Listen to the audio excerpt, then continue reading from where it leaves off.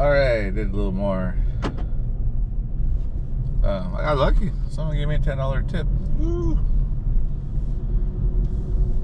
But I'm gonna go home and do a couple, maybe two, three more, and then call it. I just feel like I'm getting closer to home. Quite off a bit, not too far.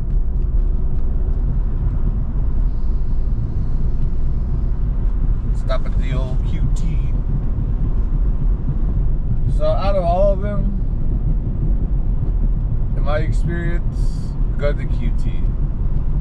I just learned that they got freaking they have a robo-mopper in their store now. Yeah, if you don't know, robo-moppers ensure no residue is left behind and a pleasant scent left. Yeah, I was quite amazed. Like, the only thing comparable as a man, I'd say that freaking place smelled like was a woman's bathroom at a High Skull nightclub. If you've never been to a High Skull nightclub, woman's bathroom, oh my gosh. I laugh when some of them have carpeting in there. Like, oh my god, am I supposed to take my shoes off? Anywho.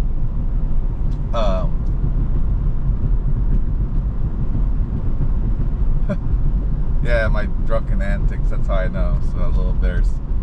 I said that, but still, you can get it out. No shame here. And just talk about it. Just talking to a camera. Yeah, so. Yeah, it was very clean. I was quite impressed. I got my usual, some cookies, a pre-made sandwich. Yeah, there you go, playing the risk game again. They had, this time I got some candy snacks, which was pleasant enough to see. They had some fruit by the foot, but they had the one with the two flavor blend. So like, oh, okay, I did $3 total, rounded up $3. Like, oh wow, that's cool. Yeah, for the price of a soda, a sandwich, and 3 cookies, raisin from Circle K, it equates. It's a little more. I was quite amazed that I was able to get the candy snack and it was less. The one thing I like about QT is they clean their fountain machines. You can always taste it. So typically, McDonald's are supposed to have the most superior ones. So if you come here to the USA, like, I want some high quality soda, go to McDonald's. Now, if you're one of the people like, I don't want to always go to McDonald's, go to QT. I always recommend QT. It's very consistent all throughout the United States. Now, I have a feeling, after hearing me talk about how it is to live here, and you seeing all these roads and all these freeways, and if you are international, yeah, I would recommend moving here. Yes, move here. Go to our shooting ranges. We have a lot of shooting ranges here in this inner city too. You can rent a gun and you can go shoot. You can shoot it. And if you really enjoy it, well, why don't you just become a citizen? Then you can buy your own. And if now if you're giggling, I'll give you an incentive. Look up Smith & Wesson 1856 rifle. It's a lever action. I just saw it today and I was like, oh my gosh. Oh my gosh. And it's a hunting, you can get it as a hunting rifle too. So, and also, so now, since I said that, you're like, well, what do I do to get here? Well, they have various programs for various different countries. So, like, if you're Japanese and you want to come to America, you can forego your, I don't know how Social Security works there, but the equivalent of our Social Security in your country, you can literally cash it out and then come here or you can transfer it over here to our Social Security program. So, yeah, if you're able to do that, why not come here? Come to Arizona. So now, if you want to come here, you go to Arizona, because if you come here, this is the Wild West. That's all you got to remember. This is the Wild West. You can walk down the street, like I said, with a gun and a holster on a utility belt, and the police won't bother you. They may inquire you, what are you doing? Because, you know, that's their job. Once you give them no more suspicion, off they go. So, anywho, there's various reasons here. There's even people who come here because you can farm all year round here, down here in the southern part of Arizona. I saw in the local news there was a lady who moved here, tried to do various types of farming, and then she came to learn that the best out of all the farming, I think it was raspberries and blueberries, various types of raspberries, they sold the best. She even has a farm out here. You can go to her farm and you can pick those fresh berries, because she has them all lined out. She grows them all year. So, yeah, if you come here, you don't have to stay here in the city. I mean, if you want to come to the city, yeah, you're more than welcome. But you know, this getting not big city, but it's getting to the point where you have the big city life talks going on around you. So I try not to listen, but then I start listening, and then I think of something else, and then I just thought, oh yeah, I got hearing aids, I'll just turn on my video. My video to watch. Yeah, okay, so yeah, if you're like, well, give me a specific place. So right now in Winslow, Arizona, you can buy plots of land for $10,000. Now, if you look at the way people are living around that area, you don't have to get a fancy house. So if you're one of those overseas people, like, I just want a place to live, like, yep, there's your golden ticket. Buy the land. Some of them are already utility, electricity ready. So you just literally have to go to a home manufacturer or a home builder if you like. I would recommend home manufacturer, because the moment that home you get tired of that home gets bored, you can buy another one. You can sell it to someone, or you can just, you know, sell it back, or however it works. I don't know how it works. Even school districts buy those types of houses. So, anywho, hey, there ain't no shame in that. It's all living. Like I told you, I even used to give Lyft rides to a black gentleman way out in Apache Junction, because he said to himself one day, I'm an idiot for not living all the way out here because it's simpler and cheaper. And he was living in his own trailer.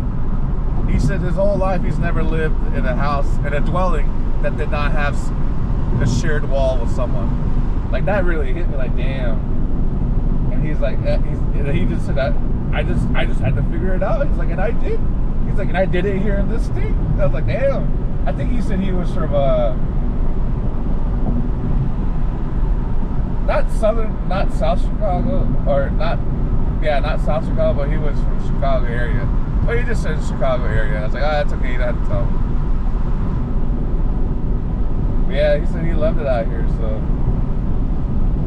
And then he said he felt bad because he wasn't giving his kids a good place. And I was like, no. I was like, I spoke to another friend. I don't want to keep referring to the same person, so I'm just going to say a friend. I like what he said, that his sister was living in, you know, what people say trailers, mobile homes, but you know, now they're all up to standard. But and then I just told him, but he said she's only living there right now because she's trying to raise her kids, and then once the kids are grown, that's when she'll go ahead and buy a nice home dwelling. I said, well, that makes perfect sense. That's like, if I was in a situation where I had kids, it's like, yeah, I would be trying to look for the lowest lifestyle that can be comfortable yet still entertaining. So, yeah. So, anywho, so that being said, yeah, if you want to come here and do that, you can do that. Now you have property in Arizona. You know, you can own a gun on your property once you become a citizen. Yeah, once you become a citizen, you can just walk down to your local gun shop, give them your info. Since everything is instant now, they just run it.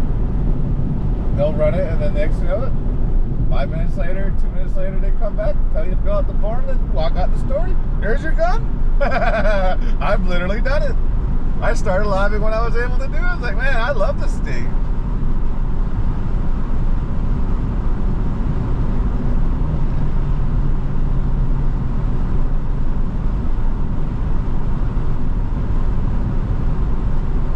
I bought a used handgun. Because the cheapest new gun that was a 9mm, it was like, they wanted $475. I just shook my hand. I was like, don't you have anything under like $275? And then the guy kind of like, he said some good numbers there. He's like, all right, yeah, we do. He's like, but we don't mind buying secondhand. I was like, well, I mean, I don't mind buying it if you have done the correct billing needed for the gun. And they're like, oh yeah, they did their own gun adjustments and fixing in house. So once I heard that, I was like, yeah, well, at that point, yeah, I don't mind, I'll buy it. So that's how I bought my first gun. I bought a used gun, but then after that, I bought every other gun after that I bought new, because I just wanted to see if I could buy a gun and how easy it was.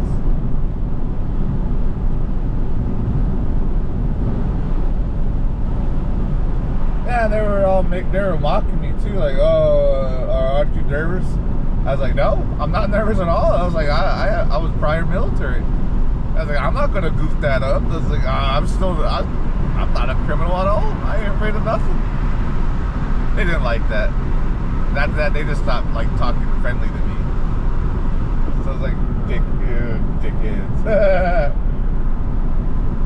See, perfect erase. They didn't like my response. Trying to shame me. Anywho, that's the way I perceived it. But I was glad I was able to walk out. So.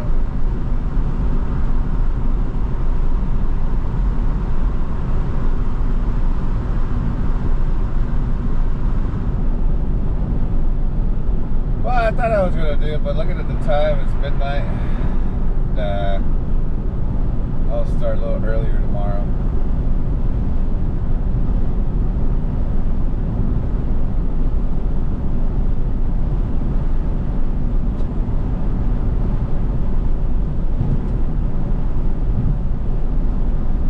Dang it, I was going to talk about something.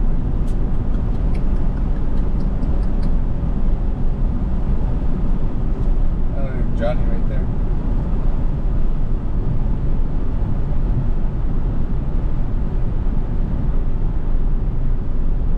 Oh well. I think that's what I want to talk about. Yeah, if you want to move here, yeah, go ahead and move here, man. Don't listen to anyone that talks here. You are allowed to move and live wherever you like. What amazed me most was a lot of people from Miami are coming here. And I like their response. They say, I love Miami, I miss Miami, but I cannot find a job in Miami. Did you get that opposite here? And they start laughing. Hell yeah! This is the man. The moment I apply for a job, the next day, he's like, they call me and they say, when can you come here for an interview? And I was like, I can come tomorrow. So that guy literally left Miami like 6 days ago, and then he was here, and he was living over here, right around my neighborhood. But he already knew what happened, what goes on in that part. But he said he didn't care, because he's like, that's everywhere in Miami. He's like, really? He's like, yeah. He's like, even in the rich parts, he's like, you cannot get away from it, Miami. It's like, dang. He's like, that's another reason why I left. Because he did his research. He learned, if you don't know, here in Arizona, we have an audio system that will echolocate your gunfire. You can try your best, but they'll find you. Yeah, the moment you pull that trigger, it will locate you on a map. So if your friends are in the backyard, oh, don't worry about it. They pull that trigger, they will know it literally went off in your backyard. Good luck contesting that.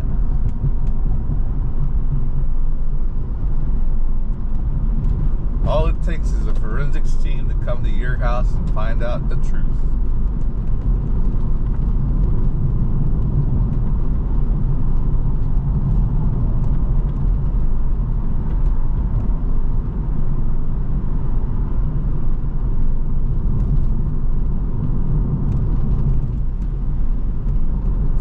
Yeah, we got that issue here too. So. But if you're on the outskirts of the city, nah, don't worry about it.